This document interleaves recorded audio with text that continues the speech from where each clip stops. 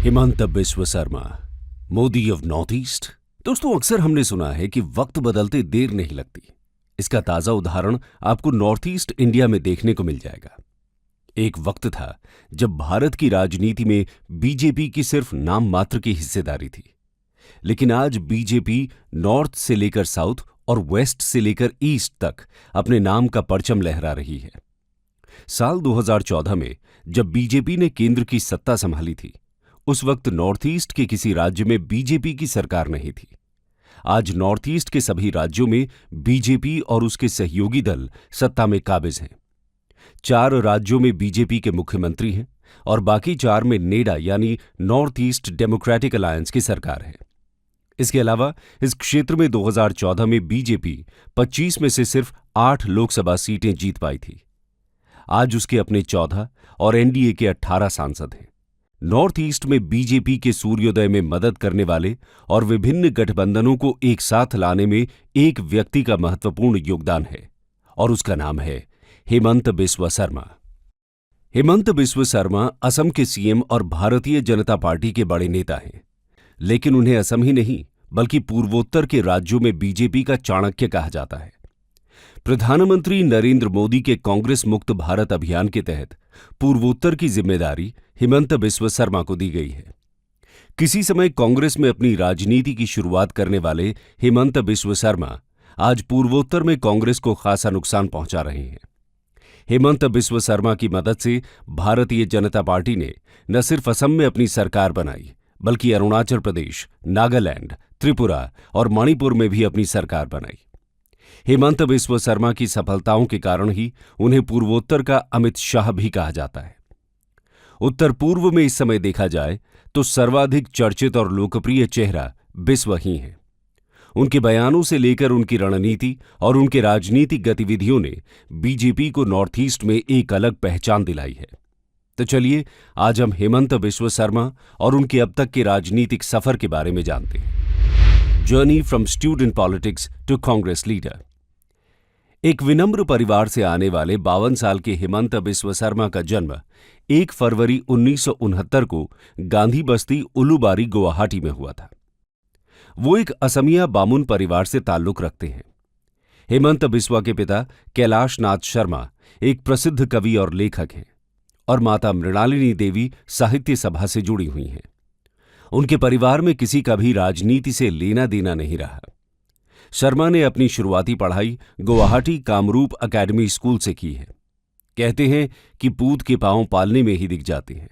हिमंत इसके जीते जागते उदाहरण हैं। साल 1979-80 के दौर में असम आंदोलन अपने चरम पर था। जब वे स्कूल में पढ़ाई कर रहे थे, उस दौरान राज्य में अवैध बांग्लादेशियों के खिलाफ आसू यानी ऑल असम स्टूडेंट्स यूनियन के नेतृत्व में असम आंदोलन की शुरुआत हुई। इस तरह वे छात्र राजनीति की तरफ आकर्षित हुए और आसू में शामिल हो गए।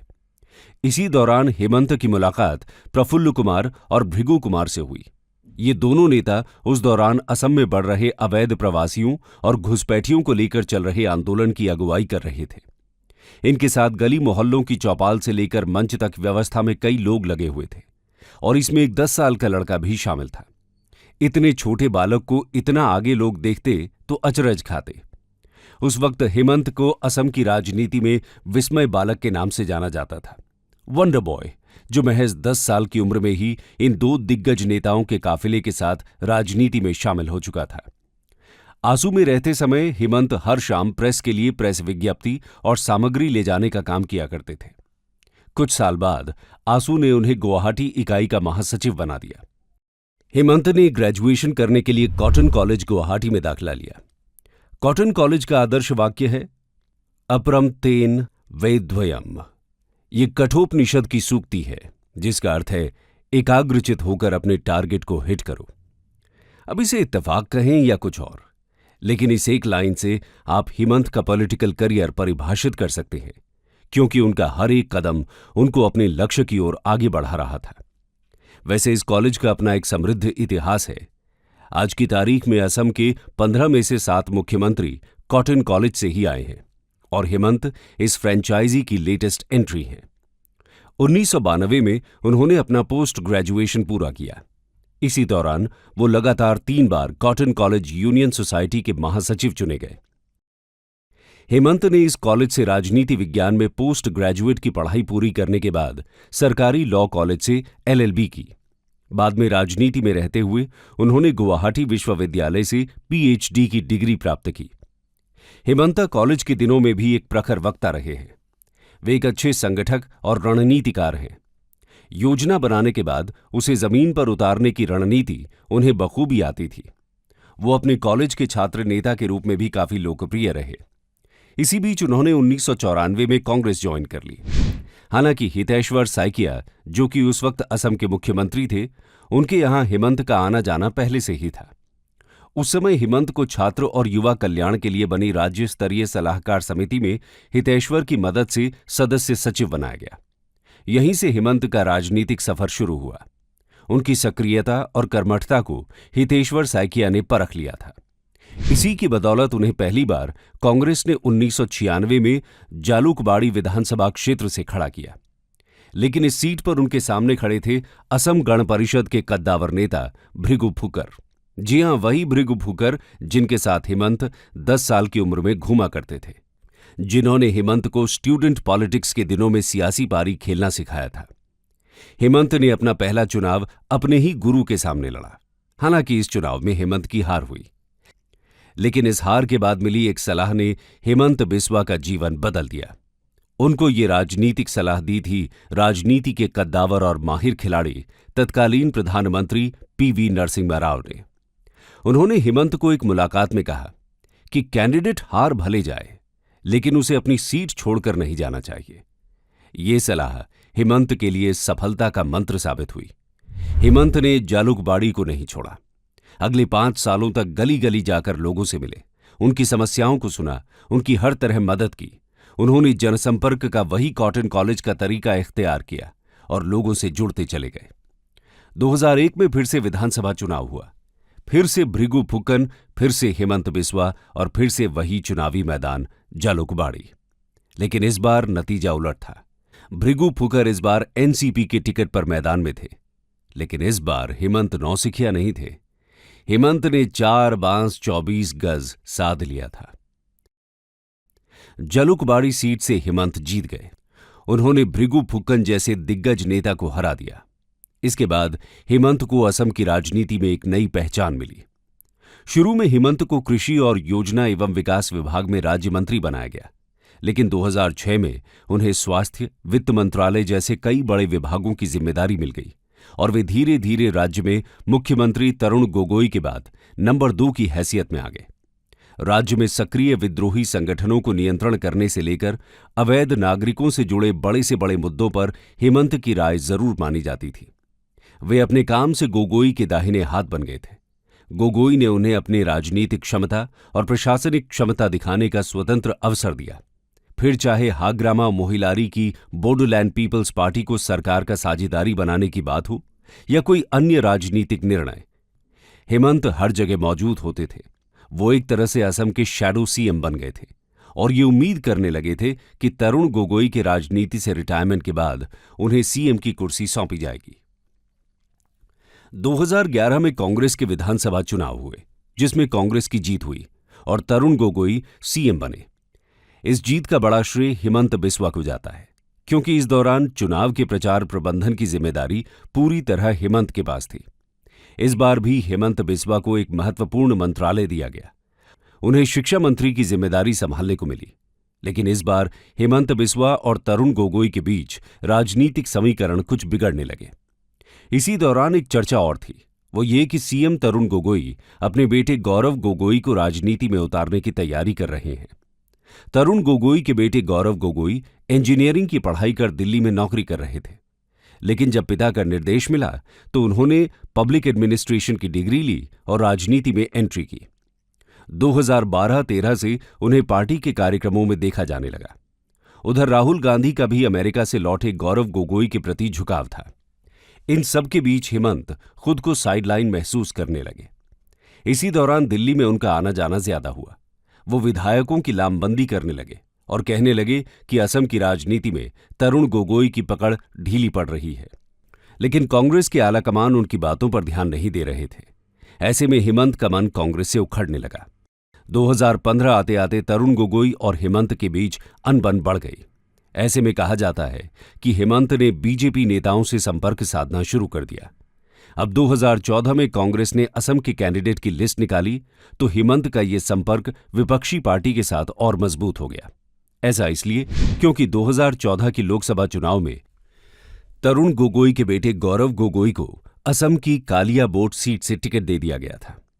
गोगोई के व्यवहार से नाखुश हेमंत ने कांग्रेस अध्यक्ष सोनिया गांधी और राहुल गांधी के साथ कई बैठकें की, लेकिन उनके पक्ष में कोई बात नहीं बनी। 2013 और 2014 के बीच हेमंत कांग्रेस के विधायकों के हस्ताक्षर अभियान से लेकर अपने समर्थन में ज्यादा संख्या होने की बातें पार्टी हाईकमान को समझाते रहे, लेकिन गोगोई को सीएम की कुर्सी से नहीं हटा सके। तरुण गोगोई ने रिश्तों में आई दरार के बाद पत्रकारों के समक्ष एक बार कहा था कि वे हेमंत पर आंख मूंद कर विश्वास करते थे और उन्हें अपना ब्लू आइड बॉय मानते थे। हालांकि 2015 आते आते हेमंत कांग्रेस के शीर्ष नेतृत्व के समक्ष अलग थलग पड़ चुके थे। मुख्यमंत्री की कुर्सी को लेकर गोगोई के साथ टकराव के इस पूरे मामले में हेमंत खासकर राहुल गांधी की भूमिका से बेहद नाराज हुए। उन्होंने कई बार सार्वजनिक तौर पर राहुल गांधी को घमंडी कहा। आखिरकार 2 साल तक चली खींचतान के बाद हेमंत बिस्वा शर्मा ने विधानसभा की सदस्यता से इस्तीफा दे दिया और अगस्त 2015 में उन्होंने बीजेपी अध्यक्ष अमित शाह के घर पर 10 विधायकों के साथ बीजेपी की सदस्यता ले ली। लेकिन इसके पीछे भी एक कहानी है कि हेमंत बीजेपी में आए कैसे। असल कहानी चलिए बताते हैं। कहा जाता है कि हेमंत को बीजेपी में लाने वाले नेता राम माधव हैं, लेकिन द कैरावान मैगजीन के मुताबिक असल में वो शख्स सिद्धार्थ भट्टाचार्य थे। दरअसल 2014 से 2015 तक असम बीजेपी के अध्यक्ष राम माधव थे। राम माधव ने ही हेमंत बिस्वा शर्मा को बीजेपी में लाने की जिम्मेदारी सिद्धार्थ भट्टाचार्य को दी थी। सिद्धार्थ ने हेमंत से बातचीत की। बातचीत के दौरान उन्हें अंदाजा हुआ कि हेमंत कांग्रेस पार्टी में खुश नहीं है, लेकिन दूसरी तरफ ये भी सच था कि वो बीजेपी में अपने भविष्य को लेकर चिंतित थे।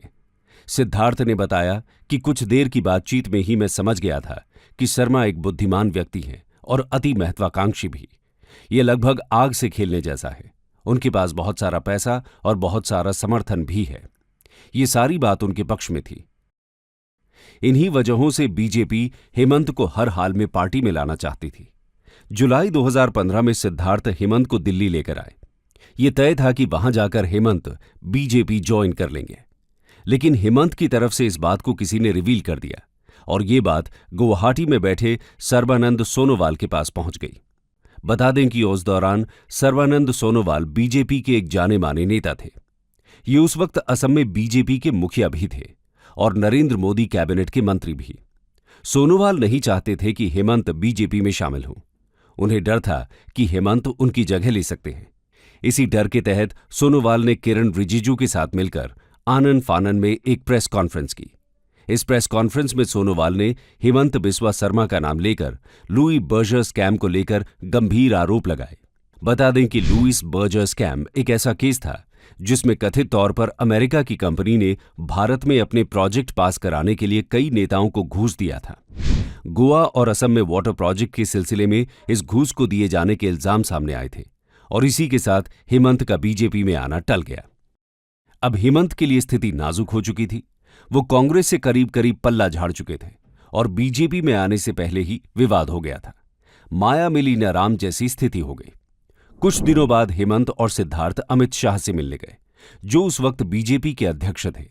अमित शाह ने सोनोवाल के द्वारा की गई प्रेस कॉन्फ्रेंस को उनकी भूल बताया और हेमंत को पूरा आश्वासन दिया, जिसके बाद हेमंत ने बीजेपी को ज्वाइन कर लिया। Contribution of Hemant Biswa Sharma in BJP. अब हेमंत बीजेपी का दामन थामकर अपने लक्ष्य की ओर आगे बढ़ने लगे। हालांकि हेमंत के बीजेपी में आने के बाद सर्बानंद सोनोवाल से अच्छी जमने लगी। जहां सोनोवाल को कुशल मैनेजमेंट वाले की जरूरत थी, तो वहीं हेमंत कांग्रेस से बगावत करके बीजेपी में आए थे, इसलिए उन्हें सोनोवाल की जरूरत थी। दोनों एक दूसरे के साथ हो लिए। लेकिन फिर भी हेमंत का बीजेपी में आना बहुत से नेताओं को पसंद नहीं आया। नेताओं के बीच एक बात बड़ी चर्चित ये थी कि असम में रावण अपने 10 सिर के साथ आ गया है। ये हेमंत और उनके 10 विधायकों के लिए कहा जा रहा था।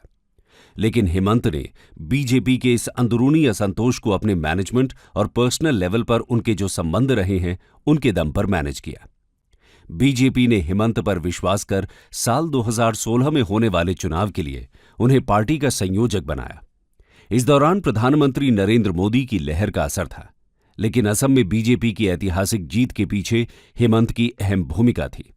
दरअसल अपने 10 विधायकों के साथ हेमंत के बीजेपी में शामिल हो जाने से कांग्रेस के कार्यकर्ताओं का मनोबल कमजोर पड़ गया था। यही कारण था कि 2011 के विधानसभा चुनाव में 5 विधायक वाली बीजेपी ने 2016 में 60 सीटें जीती थीं। चुनाव से पहले कई मौकों पर जब हेमंत बीजेपी गठबंधन को 80 से अधिक सीटें दिलवाने का दावा करते थे तो ये काफी असंभव लगता था, लेकिन उनका चुनावी अंकगणित सही साबित हुआ। बीजेपी गठबंधन को 2016 के चुनाव में 86 सीटों पर जीत मिली। असम में पहली बार 2016 में ही बीजेपी की सरकार बनी थी, लेकिन तब शर्मा को मुख्यमंत्री नहीं बनाया गया। उनकी जगह मृदुभाषी सर्बानंद सोनोवाल सरकार का चेहरा बने। सोनोवाल भी शर्मा की तरह ही नॉर्थ ईस्ट डेमोक्रेटिक अलायंस और एजीपी में रह चुके थे, लेकिन सोनोवाल सरकार की ज्यादातर कल्याणकारी योजनाओं की रूपरेखा खींचकर शर्मा ने अपनी क्षमता का प्रदर्शन कर दिया। असम के 22 लाख परिवारों को 830 रुपए के मासिक भुगतान की योजना भी उन्हीं के दिमाग की उपज है। असम में बीजेपी की शानदार जीत से उस समय पार्टी के राष्ट्रीय अध्यक्ष अमित शाह को इस बात का एहसास हो गया कि हेमंत प्रधानमंत्री नरेंद्र मोदी के कांग्रेस मुक्त भारत के अभियान को पूर्वोत्तर राज्यों में सफल बना सकते हैं।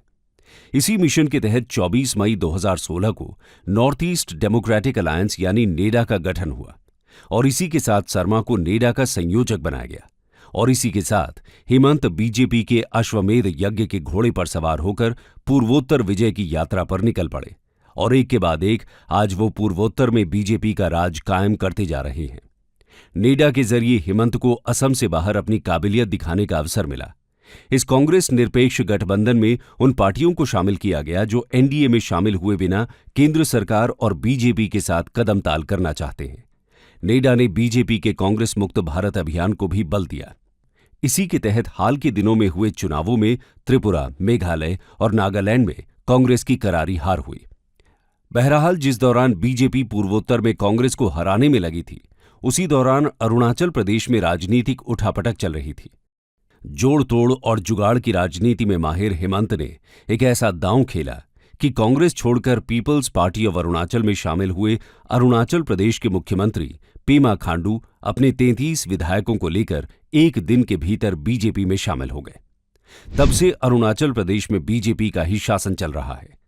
इसी तरह 2017 में 60 सीटों वाली मणिपुर विधानसभा चुनाव में कांग्रेस 28 सीटें जीतकर सबसे बड़ी पार्टी बनी थी, लेकिन इसके बावजूद बीजेपी अपने 21 विधायकों के साथ आज भी वहां गठबंधन सरकार का नेतृत्व कर रही है, क्योंकि जब भी मणिपुर में सरकार पर कोई संकट मंडराता है तो सबसे पहले हेमंत को ही वहां भेजा जाता है।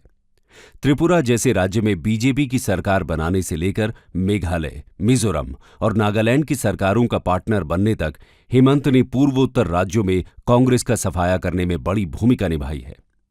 वो कड़ी मेहनत करने के साथ इन प्रदेशों के जटिल मुद्दों की समझ रखते हैं और उसी के अनुसार जबरदस्त रणनीतियां बनाकर काम करते हैं। इसलिए अक्सर उनकी तुलना अमित शाह से की जाती है, तो कई बार उन्हें बीजेपी का प्रशांत किशोर कहा जाता है।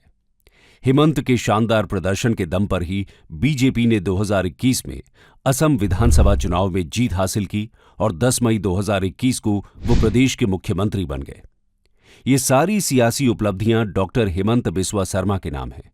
उन्होंने ये साबित कर दिया है कि पूर्वोत्तर की राजनीति की नब्ज उनकी पकड़ में आ चुकी है। कांग्रेस उन्हें राजनीति में लेकर आई और वहीं पर हेमंत बिस्वा शर्मा ने जोड़तोड़ और जुगाड़ की राजनीति का प्रशिक्षण लिया। लेकिन अब वे पूर्वोत्तर में कांग्रेस का ही बड़ा नुकसान कर रहे हैं। वे पीएम मोदी के साथ मिलकर पूर्वोत्तर में कांग्रेस का सफाया कर रहे हैं और कांग्रेस के किले पर एक के बाद एक फतह करते जा रहे हैं। बीजेपी में शामिल होने के बाद पूरे नॉर्थ ईस्ट में हेमंत बिस्वा शर्मा बीजेपी के लिए संकट मोचक की भूमिका में रहे हैं। कंक्लूजन। बहरहाल कांग्रेस में मुख्यमंत्री के बायां हाथ कहे जाने वाले शर्मा का बीजेपी में कितना बड़ा कद हो गया है, इसका प्रमाण उनके लिए मीडिया के संबोधनों में ढूंढा जा सकता है। उनके रूप में पहली बार बीजेपी को गुजरात और दिल्ली से दूर किसी राज्य से स्टार कैंपेनर मिला है। मीडिया शर्मा को बीजेपी के मैकियावेली, विराट कोहली, चाणक्य और किंग मेकर जैसे उपनाम देता रहता है। असम के मुख्यमंत्री हेमंत बिस्वा शर्मा बीजेपी के सबसे लोकप्रिय मुख्यमंत्रियों में शुमार हो चुके हैं और भविष्य में उनकी भूमिका और क्या रहने वाली है, ये देखना दिलचस्प होगा।